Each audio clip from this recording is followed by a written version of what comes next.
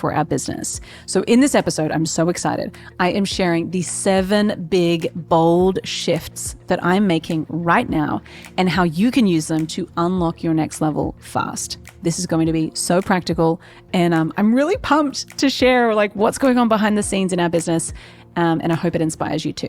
Let's go. Have you ever felt like the little fish in the big pond? And you can kind of feel intimidated, you can feel nervous, you can feel like, oh my goodness, like these people are so much bigger than me. I have definitely had so many moments where I have been the little fish. And I've also had moments where I've been the big fish and I've realized, okay, cool, like I've loved this pond, but it's time for me to find a bigger pond. And I went to this conference last week. Nathan and I went, and we're part of this business group, and we went and had an amazing time. But the best part about this conference is that we are the little fish, and I love it. I find it challenging. It stretches me. It really, really can make me nervous. I can get a little bit anxious going into it because I'm like, oh my gosh, these people, they run like $10 million, $20 million, $30 million a year businesses. And some of them are just like insane, so inspiring. They've got huge teams, or maybe they don't have a huge team, but they're like making insane profit every month and they work like 3 hours a month and all of that stuff. And I wanted to share with you the 7 big things I took away from this conference I went to.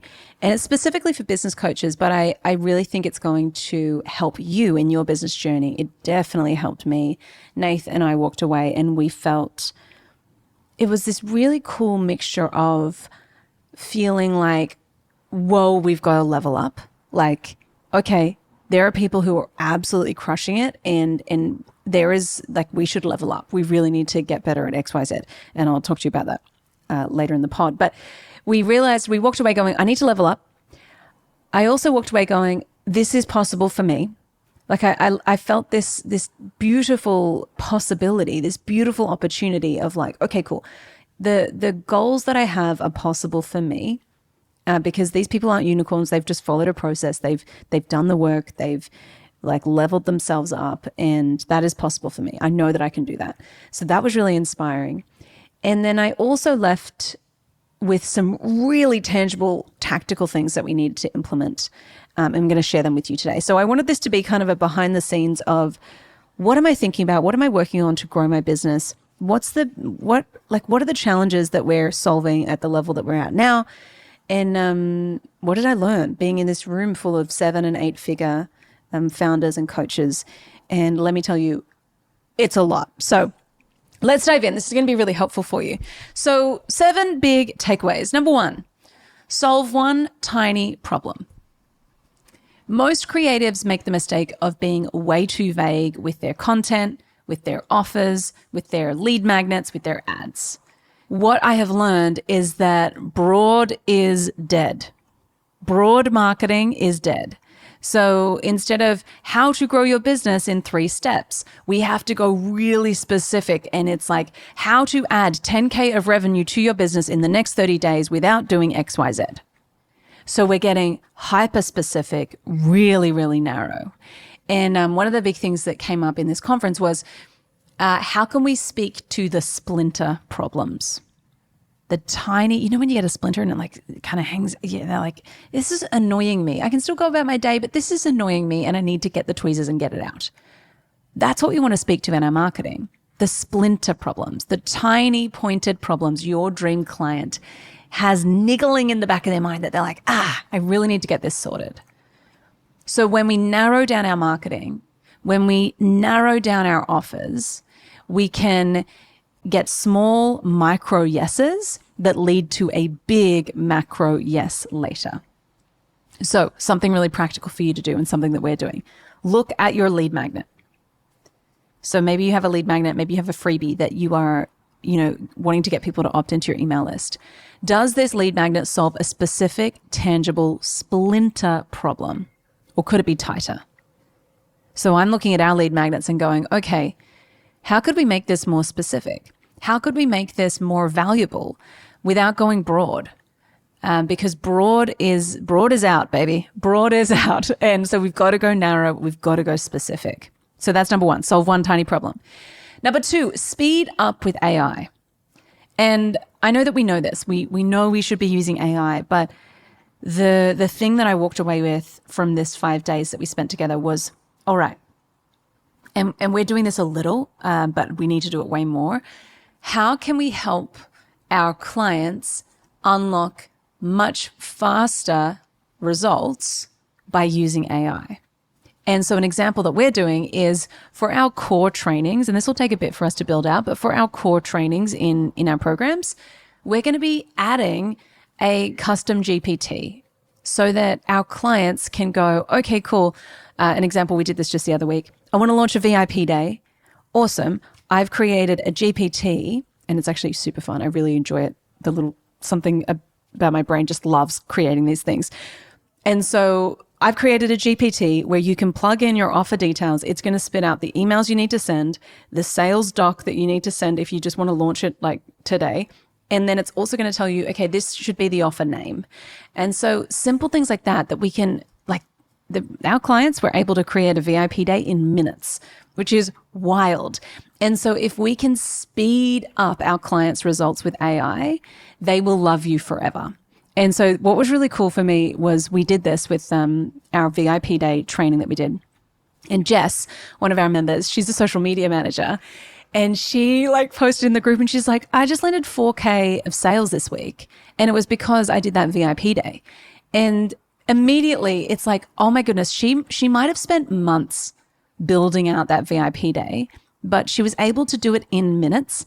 Maybe a day it took her to like go from idea to implemented and like live. That was because we gave her an AI tool to speed it up. So we're doing that way more in our business and in our coaching programs because we're in the business of getting you results, of getting our members results. And so I want you to think about your business. What are the sticking points in your process? What is one thing you or your clients do over and over that takes a lot of time? It could be collecting assets. It could be writing copy. It could be researching your customer, like your ideal customer. What are those things that you do with your clients day in, day out? And is there an opportunity for you to speed this up with AI? If you want to know how to build a custom GPT, a simple hack is to ask ChatGPT, hey, I want to build a custom GPT. How do I do it? It'll give you the steps. Honestly, it didn't take me that long to figure out. So how can we speed it up with AI? And what I think is a really good mindset shift for us as creatives is to remember sometimes we can think that our clients will like think that we're cheaper if we give them AI tools to speed it up. But your clients will actually love it because speed and ease are huge value drivers. So they're huge value adds to your clients. So like, make sure you check your mindset here of like, oh, but if I add AI into it, they're going to think it cheapens the experience. We've got to do it well, of course. We don't want like ChatGPT stuff to sound really cringy and gross, but your clients will actually love it if you can help them get the result faster, right? So speed up with AI. Number 3, unlock the constraints fast. The first thing I wrote down when I sat down at this conference was, you are one fix away from your next breakthrough. We waste so much time tweaking the surface level stuff when there is one big fat bottleneck holding everything up. It could be one decision we're avoiding, one hire we've been putting off, one problem that we haven't dealt with, one system that's still duct taped together. And Alex Hormozi talks about this a lot. It's like you have to identify what the constraint is. And most of your time will be spent identifying what the constraint is. And if you don't know what the constraint is probably you. His words, not mine. But it's really good for us to think about, okay, what is the constraint? Now, we walked into this event, this conference, and we were like, okay, we thought our constraint was one thing. And then we sat down and put it all out on paper. We just mapped out our customer journey. We were like, oh, that's our constraint. So our constraint, we thought, oh, okay, we need to work on ascension from this program to this program. And yeah, that might be good. But is that optimizing or maximizing? Because there's a difference. Optimizing is tweaking something. Maximizing is like, all right, how can I get this to have like 80% more impact? And so we realized, okay, That's not our constraint. Ascension isn't our constraint. Our constraint is, how do we book? We can't book enough calls because we don't have sales team capacity. So that was like, okay, that's our constraint. We've got to fix that. And then it allows us to attack the problem. But if you have so many, like at any point you have so many problems going on in your business, like I just need to be real with you. We have many problems happening in our business all at once.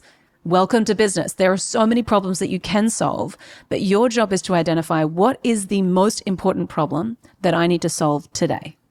What is going to have the biggest impact? What is holding me up the most? What is the one constraint that, if fixed, would unlock the next level of growth? And it may be simple. And it might be also not what you think it is. But we've got to fix the constraint. You are one fix away from your next breakthrough. That was a huge, huge aha for us. Number 4, you've got to map your funnel on paper.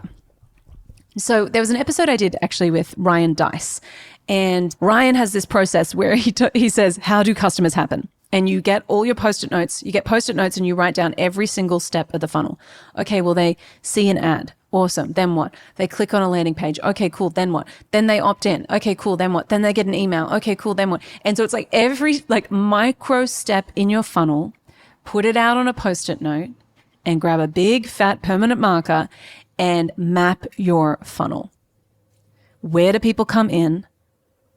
Where do they fall out? Like, where do they fall off? Where are you losing money? And again, this visually for me was so helpful because I was like, this helps us to identify the constraint, right? Because we go, okay, cool. Okay, so we don't have a problem with lead gen. Where is it kind of falling flat? Okay, it's falling flat here. Let's fix that. Okay, cool. If we could increase our conversion rate from 50% to 70%, that'd be a huge breakthrough, right? We wouldn't need to spend more on ads. We wouldn't need to get more leads. We just need to increase our conversion rate. All right, I'm going to work on that. So you can see how when we see it every single step out on paper, we can actually identify what the constraint is. And so for us, like Nath and I sat there and we were like, okay, that's the gap. So physically mapping out your funnel, no tech, not like there's something about doing it on Post-it notes. Nath wanted to do it on the iPad and I was like, absolutely not. I'm a creative. I need to do it on the Post-its. Let me do my process. But when you actually physically map it out, you'll see the problem before you even finish writing it down. Now, this is really good because a lot of times people come to us and they're like, Laura, I don't have enough leads. And I'm like, okay, show me your numbers. And I'll tell you if you have enough leads, because it might be that you don't have enough leads, or it might be that you're not converting them or they're dropping off, or like it could be that, but it might not be. And so we are very quick to go, I don't have enough this, I need to fix this. And it's like, okay, let's just map it out and walk through it and see what it actually is. So mapping your funnel on paper, huge game changer. Number 5, scale with scissors. That's a weird expression. And if you've seen Madagascar, you know that I always think of that King Julian when he's like, quick, he's carrying scissors and hand cream. Anyway, unrelated. I think of that. So scale with scissors in the King Julian voice. That's really what I'm trying to say. Scaling and making more money, getting more clients, growing your business, that does not equal doing more. Scaling means subtracting. And so this year we've already been doing a lot of this. We've been ruthlessly simplifying our client delivery. Just to give you an example. So we went from doing loads of trainings, 2 calls a week. We decided to simplify it and we were like, cool, let's just do one longer call every week. And let's give them more time for coaching. Let's give them more time for implementation. And I was quite nervous actually to implement this because I was worried. I knew it was the right thing. Like I knew that they would actually get better results. They'd be less overwhelmed. They would show up more because it was more achievable for them and more sustainable. I knew that in my head, but I still felt this little thing of like, oh, but what if they feel like they're getting less? And what if they feel like, you know, I'm not doing enough and blah, blah, blah, all of this like head noise about it. But what's been amazing is we are almost 4 months into this now. And our programs are more focused. We're about to do an overhaul of Foundations as well, which is our program for beginner creatives. And we're doing less, but doing it better. And what's so fascinating is by cutting the fluff, by scaling with scissors, our clients are actually getting better results. And let me tell you, my capacity, my nervous system feels so much calmer. I feel so much better in business as I've really gone, okay, we've got to do less, but we've got to do it better. And again, if I'm being really real about this, the end of last year, the last 6 months of 2024, we just did way too much. Like we just did way too much. And the business started to feel bloated and complex. And so this year I was like, no more. We're not doing that. Like anytime we make a change, we have to really believe that this is going to move the needle. This is going to help our clients. If it's not, we're not doing it. And so I want you to think in the same way. I want you to look at what you're working on right now. Look at your offer. Look at your service. Look at your team. Look at your marketing. Look at how you're spending your time. What could you remove without affecting results? Oof, it's a good one to think about. What could I remove? What could I take away without affecting results? It's kind of like when you play Jenga and you slowly take away the blocks and you go, okay, well, which one's going to make this topple?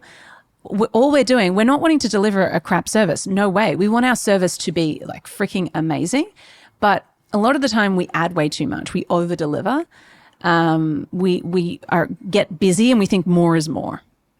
What would happen if you just removed a couple of those little blocks? Would your clients even notice? Would they actually love it more if you gave them less? It's interesting. Scaling does not mean doing more. Scaling means subtracting. All right, number 6, grow like a CEO. This was the big unlock for me. I had 2 conversations with 2 different people named Tony. One is a girl, one is a guy. And so I was talking with my friend Tony, and he and I were like waiting for an elevator. And he was like, you know, how have you found the event? And I was like, oh, it's been freaking amazing. I've loved it. I was like, we know what our constraint is now.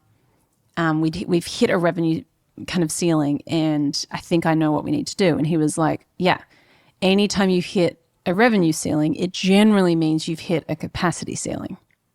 And I looked at him and was like, oh my goodness, yes.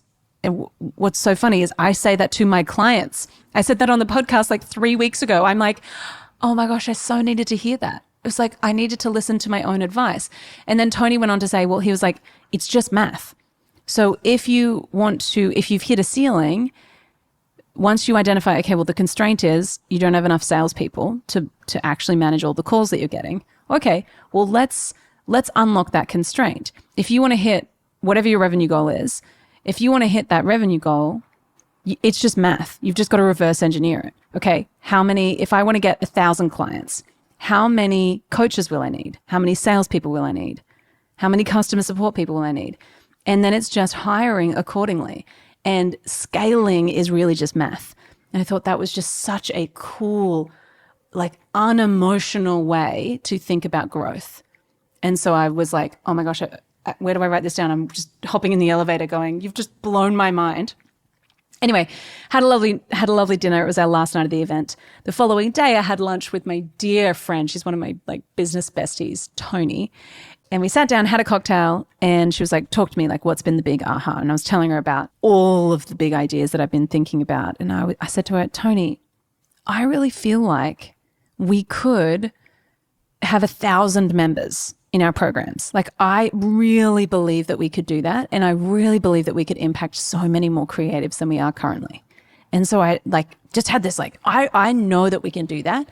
And she was like, awesome. Okay. And she like called over the waiter and was like, do you have a piece of paper? And so he brought over this tiny little piece of like his notepad thing where he writes down people's orders. She found a pen somewhere and was like, all right, so 1,000 clients. Awesome. And so she mapped out my entire funnel. She was like, cool. So here's what you need to do next, and gave me the step-by-step. She was like, cool. If if you want to hit 1,000 clients, you need to get this many clients per month before the end of the year. Then you need to, in order to do that, you're going to need to hire XYZ people. And I was like, left, and she was like, done. Okay, perfect. And I was like, we haven't even ordered entrees yet. And you've solved my whole bit. Like, you've mapped out our whole business and how we're going to grow. And I was like amazed. I couldn't believe how simple growing is when you treat it like when you actually treat it like a CEO, and when it's non-emotional, when it's like, okay, this is the math. These are the step-by-step things I need to do in order to reach this level of impact that I want to have. And it's really, really cool. And what I noticed, and what I notice every time I go to these events, is that every person knows their numbers. They look after their people. They're investing in their own leadership. And they really, really give a damn about the people they are serving. And so I think that's so important as you scale, that you don't lose connection with why you're doing this, the impact that you want to have, the people that you want to help. It's not just about me making more money. It's actually about impact. I'm like, it would be much of a muchness in terms of how much money we would take home. I could do the lifestyle business where I serve 100 people, cap it at that, and just don't work with anyone else. And I probably could take home the same amount of money. It's not about the money, it's about the impact. And so that frame for me was just so helpful. It's like, okay, cool. This is what I want to do, and this is why I'm doing it. Now, final strategy, borrow people's belief. What I love about being part of communities like this and going to events like this is that, firstly, even the most successful entrepreneurs are still figuring it out. And so I had people asking me, oh, Laura, like, you guys run really amazing events. I want to learn from you on how you do that. Oh, you have a really cool brand, or your marketing looks really good. Your ads are awesome. And so there was so much like mutual admiration and sharing of ideas. And I think it's really cool when you can still bring something to the table, even if you feel like the small fish, the little fish. What I loved was that even the most successful entrepreneurs, other people in this room, are still figuring it out. They've still got problems in their business. They're not coasting, they're not cruising, they're still fixing, building, refining, just like you are and just like I am. It's really easy to look at people running a $10 million a year business, or $1 million a year business, or even a $500K a year business, and think, oh, well, they've got it all figured out. It's not true. Every single person is still figuring it out. The second part of this is that while you are figuring it out, it's easy to kind of lose belief in yourself, to get a bit shaky. And so what was really inspiring to me was going into a room like that and having really authentic, beautiful conversations with people I admire a lot and people who admire me a lot, and having them go, oh, Laura, you guys can do this. Having them say to Nath, oh man, like, I look at your business and I'm so freaking stoked for you, because you guys are going to crush it. You guys can get to 1,000 clients. You can get to 8 figures. You can, absolutely. I have no doubt. And having someone who has done it say with such confidence to you, you can do this. Oh, there's something so powerful about that. And so what I learned is that oftentimes in business, other people will have more belief in you than you will have in yourself. But there are 2 caveats to this. Number 1, you've got to be in the right room. If you stay as the big fish in the little pond, there's no one to chase. There's no one who's further along than you who can say, oh man, like, I reckon you can do more. I reckon you can be bigger. So you've got to be in a big room. And the second thing is, a lot of the time you've got to pay to be in those big rooms. But the investment is always, always, always worth it. When people join us in the Next Level Club, I'm like, you're joining a bigger room, baby. We're going to, you're going to level up. We've got to keep leveling up. And there's something so powerful about finding yourself in a room where there are people further along than you. It's inspiring. You can borrow people's belief until you have enough of your own. And the thing that I want you to catch today is that I want you, if you are a creative, I want you to borrow my belief in you. because so often people come to us and they're like, oh, Laura, I just don't know if it's going to work for me. Oh, Laura, I think AI is going to ruin everything for creatives. Oh, Laura, I'm never going to be able to make enough money. I'm never going to be able to charge what I want. I'm always going to be the one who discounts. I'm always going to struggle with blah, blah, blah, whatever it is. I have seen, and it's not even just my own business, but I have seen so many business owners who've come to us and have gone, I don't know what to do. I don't know how to scale. I don't know how to do this. And I've been able to say, I believe in you. Borrow my belief. Borrow my belief. You'll get your own soon, I promise you. But you've got to just borrow my belief in the meantime. And so for anyone that joins our programs, anyone that comes to workshops or events or listens to this podcast, whatever it is, I always want you to leave feeling like, oh, I can do this, because you can. And the reason I know you can is because I've seen it happen time and time again. It is possible for you, my friend. The scale, the growth, the freedom that you want, it's possible for you. It doesn't mean it's not going to be hard. It doesn't mean it's not going to be challenging. It doesn't mean that you're not going to cry and have like the ugly snot and tears and all of that. You will have that. That's okay. But I want you to know that even if you don't believe in yourself, you can borrow my belief in you. I just hope that you feel that anytime you interact with us, anytime you come to anything of ours, any event, any of like the podcast or whatever. I just want you to leave knowing we've got you and I believe in you 100%. So there you go. The 7 big takeaways I took from a room of insanely smart humans. I hope that you know you're not behind. You're building something real and you've got it in you. That scale that you want, that growth that you want, you have got it in you, my friend. This is the game of business, and I've hope that it doesn't feel heavy. I hope that it feels fun and light and challenging but enjoyable at the same time. Okay. I hope that this episode was helpful, and if you loved it, please let me know. Please DM me on Instagram or share it on Instagram. That means the world to me. And I'd love to know which of these strategies, which of these takeaways hit home for you. Because all of them have hit home for me. And so I'd love to chat with you. So DM me on Instagram. Would love to hear from you. All right, my friend. See you soon.